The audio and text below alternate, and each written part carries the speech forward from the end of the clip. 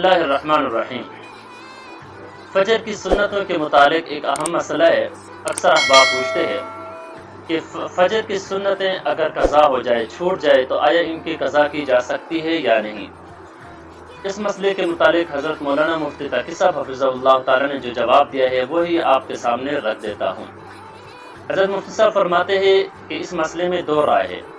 امام محمد رحمۃ اللہ علیہ کے نزدیک اگر فجر کی سنتیں چھوٹ جائے تو اگر کوئی شخص ان کی قضا کرنا چاہے تو زوال سے پہلے کر سکتے ہیں، یعنی زوال سے پہلے ان کی قضا کی جا سکتی ہے۔ البتہ شیخین یعنی امام ابو حنیفہ اور امام یوسف رحمہ اللہ کے نزدیک فجر کی سنتیں اگر چھوٹ جائے تو ان کی قضا نہیں ہے۔